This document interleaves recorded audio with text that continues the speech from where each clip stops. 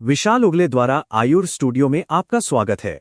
तो आज हम एवी हार्ट ब्लॉक्स की दुनिया में गहराई से उतरने वाले हैं। हम जानेंगे कि ये असल में हैं क्या, फिर एक एक करके फर्स्ट, सेकंड और थर्ड डिग्री ब्लॉक्स को समझेंगे और आखिर में इन सब की एक साथ तुलना भी करेंगे। ठीक है, तो चलिए शुरू करते हैं। सबसे पहला सवाल, ये एवी हार्ट ब्लॉक आखिर है क्या?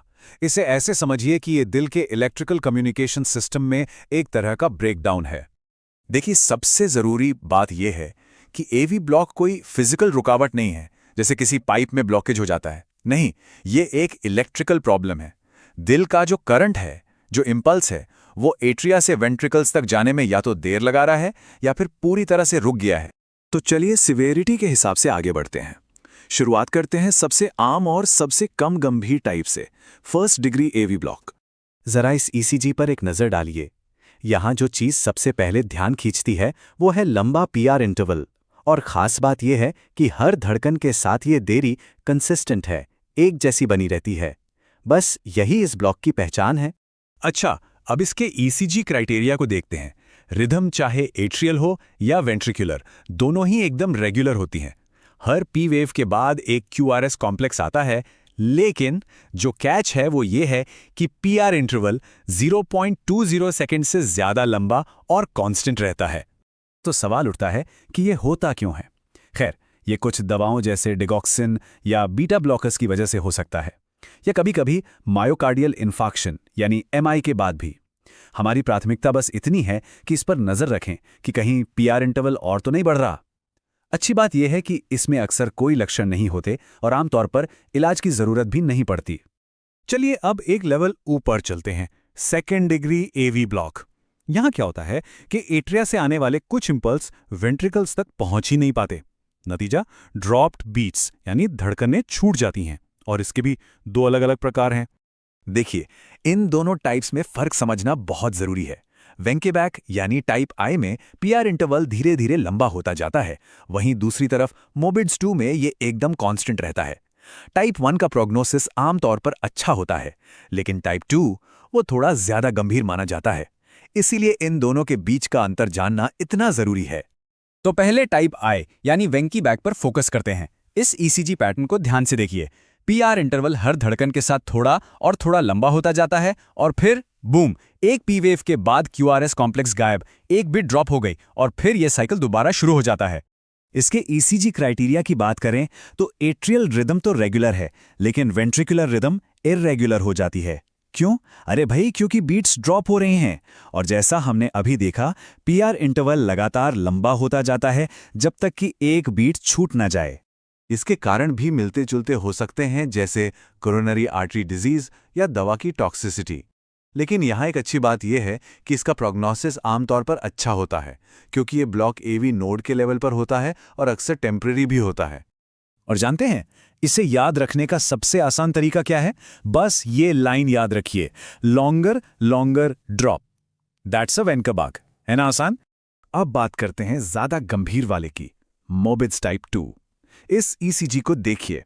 यहां पीआर इंटरवल एकदम कांस्टेंट है, बिल्कुल नॉर्मल, और फिर बिना किसी वार्निंग के एक बीट ड्रॉप हो जाती है।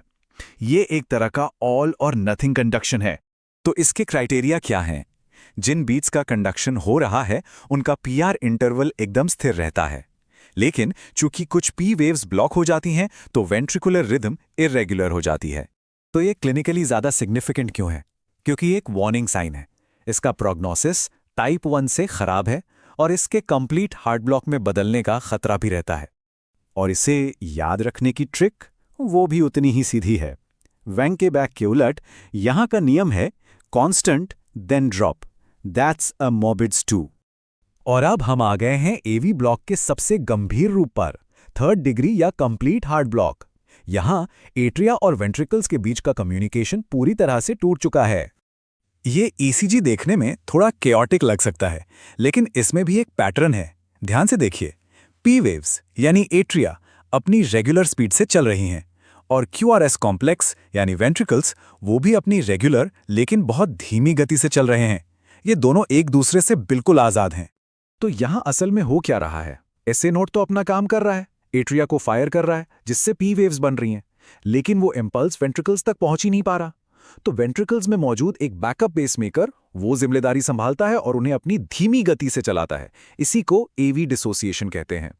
इसके ईसीजी क्राइटेरिया में सबसे बड़ी बात यही है कि पी वेव्स और क्यूआरएस कॉम्प्लेक्स के बीच कोई रिश्ता नहीं है।